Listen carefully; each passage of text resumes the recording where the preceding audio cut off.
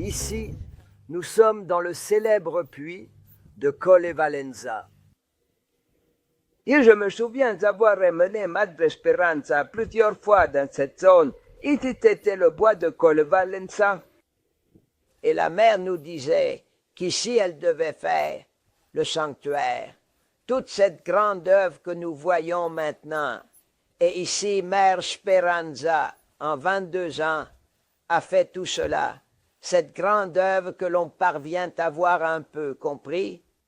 Cependant, à cet endroit ici, que nous appelons la zone des piscines, tout au fond, le puits est bien visible. Et là, il y a une histoire très importante qu'une fois la mère est venue avec les sœurs dans cette zone. Il y avait 3 chênes. Après le 3e chêne, la Madre Speranza est entrée en extase. La Madre ici est tombée en extase, et il y avait les sœurs. Et la mère, à la fin de l'extase, a raconté aux sœurs que le Seigneur lui était apparu et qu'il avait tracé une croix par terre avec son pied. Et lui a dit, ici tu dois creuser, à cet endroit-ci, et ici tu trouveras l'eau. Et moi, à cette eau, je donnerai le pouvoir de guérir tant la partie spirituelle que la partie matérielle. Tous ceux qui boiront cette eau avec foi et amour, je leur accorderai beaucoup de grâce, tant spirituelle que matérielle. Puis la mère a commencé à appeler les entreprises. Beaucoup ont refusé parce qu'elle disait qu'ici tout est du terrain argileux, il n'y a pas d'eau. Mais la mère disait, mon ingénieur, l'ingénieur de la mer était notre Seigneur, vous comprenez? Et donc la mère disait, mon ingénieur m'a dit qu'il y a de l'eau ici et il ne se trompe jamais. Je veux le puits ici. Et après que tant d'entreprises ont refusé de faire le puits parce qu'elles disaient, cette sœur sera une sainte sœur, elle prie, mais des puits, elle n'y comprend rien. Ici, il n'y a pas d'eau. Elle s'est mise en tête de vouloir faire le puits ici, mais il n'y a pas d'eau. À la fin, la Madre de Verona Isola della Scala a appelé Bettoni et l'a obligé à creuser à cet endroit-là. Et à 122 mètres, ils ont trouvé une rivière souterraine d'eau, une nappe aquifère haute de 6 mètres, une rivière d'eau.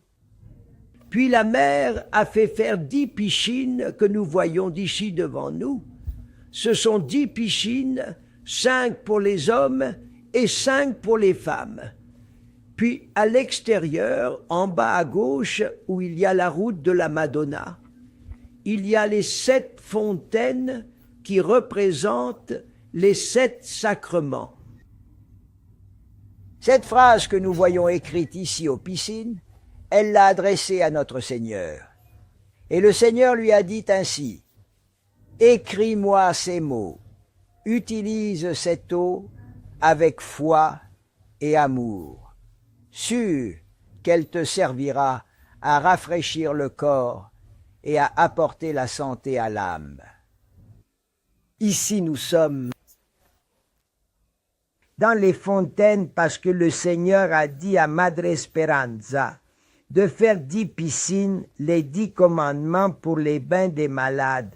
Mais ensuite, il lui a dit qu'en dehors des piscines, à l'air libre, elle devait faire 7 fontaines qui représentent les 7 sacrements. Voici les 7 fontaines qui représentent les 7 sacrements. Que la mère a dit, le Seigneur, Alessio Cazzola, les piscines me les a fait faire pour faire les bains, mais pour pouvoir boire l'eau ou l'emporter à la maison avec les bouteilles, il faut des petites fontaines.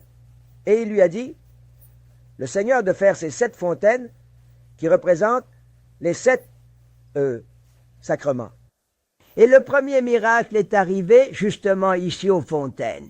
Une dame de Pérouse était venue, elle avait les rétines décollées, elle était aveugle, elle ne voyait rien. Après un mois à l'hôpital, ils l'ont renvoyée chez elle. Pendant le voyage de retour à la maison, la mère a dit à son fils « Amène-moi à Colle Valenza, car j'ai appris par des personnes qui venaient me rendre visite que Maria Speranza à Colle Valenza a trouvé l'eau, qui est une eau miraculeuse. Je crois en cette sœur qui est une sainte. » Mais le fils n'y croyait pas. Ils se sont disputés parce que le fils ne voulait pas la conduire. Elle avait des engagements. Mais la maman a insisté, et finalement il l'a amenée ici. On est venu me chercher, car j'avais les clés des piscines, qui à l'époque étaient fermées, parce que la mère attendait la permission de Rome pour pouvoir les ouvrir. Alors j'ai dit à la dame et à son fils, écoutez, le bain ne peut pas se faire, c'est moi qui ai les clés, mais la mère attend que Rome lui donne la permission pour les ouvrir. Cependant, il y a les fontaines d'eau qui ont la même eau. Elle vient du puits, parce que le Seigneur a dit à ceux qui prendront l'eau de ce puits. Donc, que ce soit pour le bain ou cette fontaine, c'est la même eau. Donc, l'important, c'est la foi. Je dis qu'il faut prier. Je dis qu'il vaut mieux aller d'abord à l'église devant ce fameux crucifix pour prier, et ensuite vous pouvez vous confesser, assister à la messe de 10 heures. Après cela, les fontaines sont toujours ouvertes. Allez-y et vous pouvez vous laver le visage. Si la maman est aveugle, qu'elle se lave les yeux, eh bien avec les mains non, qu'elle se lave le visage. Je suis allé à l'école. À 11 heures, on vient me chercher. Pietro, va aux piscines que tu es le responsable, parce qu'il semble qu'une dame ici a eu un miracle. Je viens ici en courant. Je trouve le fils qui vient à ma rencontre, me serre dans ses bras, et en pleurant me dit « Mais vous savez que maman a eu le miracle, pendant qu'elle se lavait avec l'eau, après quelques minutes, elle a retrouvé la vue. » Elle a commencé à crier « Mon fils, j'ai retrouvé la vue, je vois bien !» Et elle me touchait les cheveux, me touchait les oreilles, le nez, elle voyait, et finalement, je lui ai fait lire les Écritures qui sont sur le mur où ils disent ces Écritures. Voici avec cette eau, avec foi et amour, certain qu'elle bénéficiera à ton corps et à la santé de ton âme. Et la maman l'a bien lu. Puis avec moi sont venus aussi des prêtres qui lui ont dit « Écoutez, retournez à Pérouse et faites faire tous les documents de guérison. » Mais le soir, il était midi lorsque ce miracle est arrivé. Ensuite, ils se sont arrêtés pour manger, puis je suis retourné à l'hôpital de Pérouse. Le soir, vers 8 heures, 2 voitures sont arrivées de Pérouse. Les médecins étaient stupéfaits que cette femme, à qui ils avaient fait des radiographies avant de la renvoyer chez elle, avait les rétines détachées. Ils lui ont fait des radiographies, les rétines étaient réattachées et la visite ophtalmologique était de 10 sur 10. Les médecins étaient stupéfaits. Je me souviens, quand ils sont venus, j'ai ouvert les piscines. J'avais les clés et je leur ai raconté l'histoire du puits. Je dis d'ici dans le puits, le Seigneur lui est apparu, et le Seigneur a fait une croix par terre avec le pied, et lui a indiqué où il devait creuser. Voilà. Puis le Seigneur a promis à la mère que tous ceux qui boiront cette eau avec foi et amour, il accorderait beaucoup de grâce. Je dis, cette femme a eu beaucoup de foi. Elle a voulu venir ici prendre cette eau, et le Seigneur lui a accordé cette grâce. Et les médecins me disaient, ici, nous devons aussi nous convertir, car nous avons négligé l'Église, toujours occupée avec l'école, et ensuite avec le travail à l'hôpital. Mais maintenant, ici, nous devons revenir à prier et à aimer le Seigneur. Et ces miracles, le Seigneur les fait aussi. Pour nous, c'est une grande garantie de comprendre qu'en voyant ces miracles, les gens se convertissent et reviennent à Dieu.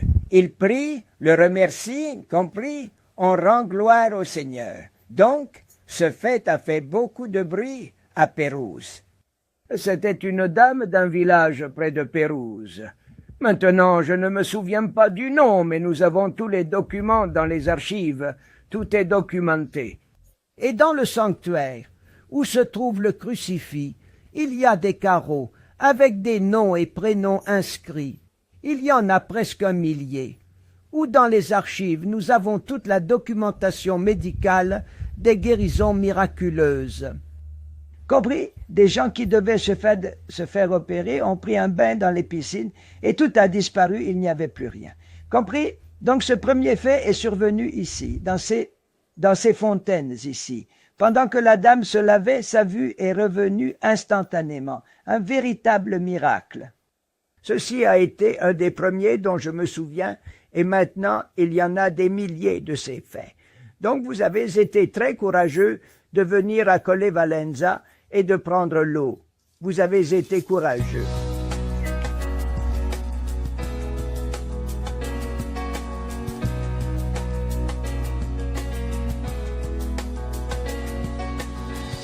Tout par amour, une vie entière par amour, avec les yeux fixés sur le Seigneur.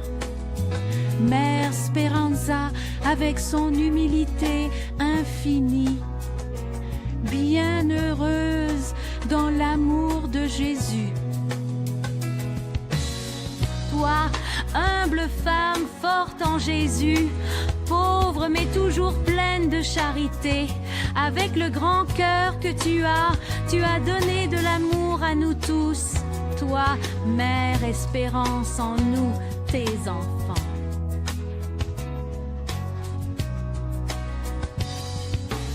Tout par amour, une vie entière pour l'amour, les yeux fixés sur le Seigneur.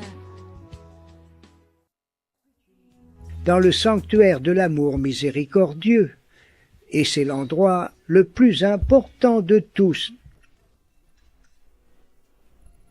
Voici le célèbre crucifix que Mario Speranza a fait faire en Espagne en 1931. Ce crucifix est resté en Espagne pendant 33 ans, exactement les années que le Seigneur a vécu sur terre. Et puis la mère, depuis l'Espagne, l'a apporté ici en Italie. Parce que quand elle a fait ce crucifix, le Seigneur lui a dit « C'est l'image que tu feras ici en Espagne. Mais ensuite tu l'apporteras en Italie et tu la mettras dans le premier sanctuaire du monde que tu feras à Colle Valenza. » Alors la mère, avec les indications données par le Seigneur, quand la mère a terminé cette vision que le Seigneur lui a déjà fait voir comme il voulait le crucifix, il lui a dit « Appelle Valera qui était un de ses parents, car Valera fera ce crucifix tel que tu me vois. » Et la mère, terminée cette vision, dit que le lendemain, elle est allée chez Valera et a raconté comment elle avait vu le Seigneur, et puis elle lui a dit « Un juif viendra poser, et je veux un crucifix identique à ce juif qui posera. » Et puis elle lui a expliqué comment elle avait vu le crucifix. Et alors le voici, c'est l'original. Donc depuis l'Espagne, la mère l'a apporté ici. Ce crucifix, elle l'a vu avec les yeux ouverts, au moment où il dit « Père, pardonne-leur, car ils ne savent pas ce qu'ils font. » Puis il a vu un visage serein, tranquille, car la mère nous dit que le Seigneur n'est pas mort comme un condamné, mais est mort comme une victime. Il s'est offert victime en réparation des péchés de l'humanité, car il a réparé pour tous nos péchés. Il est mort, dit-elle, il est né dans une étable, et il est mort sur la croix par amour pour nous, parce qu'il veut tous nous avoir au paradis. Il a payé pour nos péchés. Alors ici, on voit un visage serein, car le Seigneur s'est offert comme une victime. Voici, puis en arrière-plan, il a vu une hostie qui signifie que le sacrifice de la croix se perpétue à travers le sacrifice de la Sainte Messe, dans l'Eucharistie. Voici la valeur de la messe. Au-dessus, on voit l'inscription écrite en grec, hébreu et latin, « Jésus de Nazareth, roi des Juifs ». Puis, sur ce crucifix sur la poitrine, on voit le cœur où est écrit « Caritas », amour, et il n'est pas transpercé par la lance, car il représente le Seigneur vivant. Ensuite, une autre caractéristique, les pieds. La mère a dit, j'ai vu le Seigneur en croix avec 2 clous, un pour chaque pied. Et puis le crucifix était sur le globe qui représente le monde. Au-dessus, on voit la couronne royale qui indique que le Seigneur est roi du ciel et de la terre. Et autour du coussin où repose la croix, il est écrit « Sois ô Christ, le roi de la gloire ».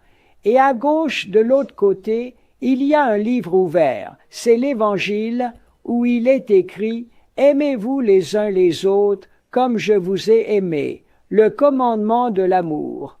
Puis je passe à la bande verte où autour du globe, il y a cette bande d'orange où il est écrit « Jésus, amour miséricordieux », le titre du crucifix. La mère venait toujours prier ici. Elle nous disait toujours « Quand les pèlerins viennent, la chose la plus importante est qu'ils viennent prier ici devant ce crucifix, parce que le Seigneur m'a dit que tous ceux qui prieront avec foi devant cette image, il leur accordera beaucoup de grâce et donnera beaucoup de bénédictions. » Et une fois, la mère en extase disait au Seigneur « Jésus, mon, fais tant de grâce. » Puis la mère nous a raconté que le Seigneur lui a dit « Je fais beaucoup de grâce aux pèlerins qui viennent ici, mais peu viennent remercier. » Compris? Voilà pourquoi il dit « Je fais beaucoup de grâce. » Maintenant, parmi tant de faits que j'ai vus dans cette église, où la mère tombait souvent en extase, le Seigneur lui apparaissait continuellement, spécialement ici, elle la nuit, quand elle était ici à minuit, à 1h, ici la lumière allumée, il y avait une espérance qui faisait le chemin de croix, et ainsi de suite. Ici, de fait, j'en ai vu beaucoup, mais j'aime vous raconter l'un d'eux. C'est arrivé quand le vicomte de Saldis est mort. Celui-ci était un saint vicomte que j'ai très bien connu. Il aimait beaucoup Madre Speranza. Il la respectait énormément. Et un jour la mère, environ 15 jours avant qu'il ne meure, la mère, apparaissant, lui a dit « Père, je dois aller à Todi, je dois aller parler avec l'évêque, parce que cette nuit le Seigneur m'a dit que l'évêque a une tumeur et que dans quelques jours il l'emportera. Cependant c'est l'évêque qui t'aime bien, t'a accueilli dans le diocèse, et qui a très bien compris le message de l'amour miséricordieux. Si tu vas lui demander, il te dira tout de suite oui, parce qu'il est très mal. Et si tu lui demandes que cette chapelle soit déclarée sanctuaire, il te dira tout de suite oui. Ensuite, je pense à lui donner la récompense dans le sanctuaire même. Alors, mère est allée à Toto, elle a parlé avec l'évêque, et ils se sont mis d'accord pour qu'il vienne dimanche. Puis comme elle lui disait qu'il était très malade et de prier pour elle, la mère a dit « Mais Excellence, si vous n'allez pas à l'hôpital faire des radios, faire une bonne visite médicale, vous serez toujours malade, vous devez vous soigner. » Elle ne lui a pas dit qu'il devait mourir, sinon elle dit « Il aurait fait une crise cardiaque, il serait mort avant l'heure. » Alors je l'ai laissé tranquille. Il dit « Je prierai beaucoup, mais allez vous soigner, allez à l'hôpital. » Le médecin, l'évêque lui a dit « Mercredi, espérance, dimanche, tu recevras l'approbation au sanctuaire et lundi, tu iras à l'hôpital. » Et c'est ce qu'il a fait. Le dimanche, il a donné l'approbation comme sanctuaire dédié à Jésus amour miséricordieux. Je me souviens, de Lambonne, il a fait 3 prêches, une avant, une pendant la messe et une à la fin. 3, parce que lui, étant malade, ne pouvait pas parler beaucoup.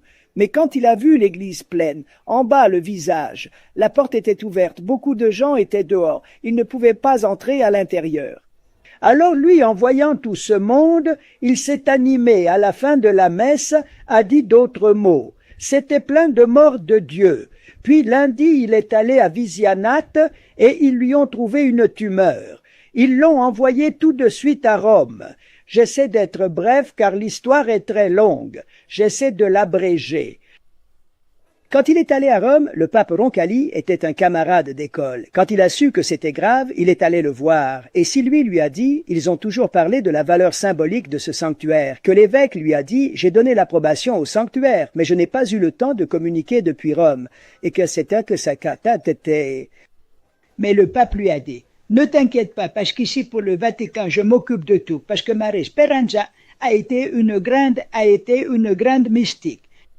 Donc, il dit que c'est une femme qui était ensuite à San Cuffizio, bien connue. Tu as bien fait de donner l'approbation au sanctuaire, parce que nous, dans l'Église catholique, nous n'avons pas de sanctuaire dédié à Jésus amour miséricordieux. C'est le premier sanctuaire du monde. Tu as bien fait. Et 2-3 jours après la visite du pape, Monseigneur Adessanti est mort, comme la mère nous l'avait dit il y a 15 jours. Mais la mère nous a dit, le Seigneur veut que la première messe soit dite ici, car ici, il lui donnera la récompense. Alors, quand le cercueil devait aller de Rome à Todi, il était 6 heures du soir. Ils avaient obtenu l'autorisation de célébrer la messe ici au sanctuaire le soir et le matin, la messe solennelle à Todi à la cathédrale. Alors, quand le corps est arrivé ici, l'église, elle était pleine de prêtres. À moi, dans la soixantaine, elles étaient nombreuses. Et au premier rang, il y avait le préfet de Pérouse, les autorités civiles et militaires. Père Speranza était dans ce coin-là avec un groupe de sœurs. Je me suis mis près de la mère qui, sachant toute cette histoire, eh bien elle m'a dit, Pietro, ne dis à personne que l'évêque a une tumeur, qu'il va mourir, parce que la mère me l'a dit à moi qui suis le prêtre. Je suis le père spirituel. Tu as tout entendu, mais ne le dis à personne. Et c'est-à-dire quand nous serons morts. Alors tu pourras parler. Voilà pourquoi je le raconte maintenant, car les faits véritables sont ceux-ci. Alors je me suis placé près de la mère. Je dis, ici voyons ce qui s'est passé pendant la messe. La messe commence. Après 7, 8, 10 minutes, la mère va en extase. Le Seigneur lui apparaît et lui dit, « Je te fais voir avec quelle gloire cet évêque entre au paradis, parce que tu as donné l'approbation au premier sanctuaire du monde de l'amour miséricordieux, où ici viendront des pèlerins de partout dans le monde. » Puis le Seigneur a disparu. Après, la mère nous a raconté toutes ces choses. Maintenant, je vous les raconte pour simplifier. La messe a ensuite continué et peu après, la mère va en extase une seconde fois. Mais la seconde fois, c'est l'évêque qui lui est apparu. Là, il y avait le cercueil. C'était la messe funèbre. La mère de là-bas criait « Excellence, que vous êtes beau !»« Prie pour nous qui sommes sur terre. Tu es plein de gloire, tu es au paradis, je te vois, tu es magnifique. » Mais elle criait. Le préfet là s'est levé, ici les autorités, les prêtres, tout le monde là. Et j'ai fermé la scène avec un peu de personnes, sinon la mère aurait été étouffée, tout le monde stupéfait à entendre la mère qui parlait avec l'évêque. Et la mère après nous a raconté, je lui ai adressé mes vœux à l'évêque. Mais quand il a parlé, il m'a dit, « Mère Speranza, maintenant vous me souhaitez vos vœux. Vous me voyez plein de gloire parce que je suis au paradis. Mais maintenant je viens te dire que jusqu'à présent, j'ai été au purgatoire et j'ai beaucoup souffert. » La mère nous a dit, me l'a déjà répété 2 ou 3 fois, qu'il a beaucoup souffert. Alors la mère lui a répondu, « J'étais ici avec les autres. Nous avons tous entendu que la mère lui a dit, « Mais Excellence, vous êtes mort hier à Rome. Ce soir nous célébrons la messe des morts. Cela fait 2 jours que vous êtes mort. Pourquoi me dites-vous que vous avez tant souffert ?» L'évêque lui a répondu, la mère nous a ensuite raconté que nous entendions seulement la voix de la mère. Les réponses. Ensuite, la mère nous a raconté que l'évêque lui a répondu, « Mère Speranza, j'ai tellement souffert, tellement au purgatoire, et j'ai souffert bien plus que des... Les 2 jours que j'ai passés au purgatoire ont été beaucoup plus longs que les 80 ans que j'ai vécu sur terre. Tu dois dire à tous que sur terre, une seule chose est importante, aimer Dieu. Tout le reste ne sert à rien. Moi, en tant qu'évêque, j'ai eu mes défauts. Et quand on meurt, le corps va au rebut, mais l'âme se présente devant Dieu.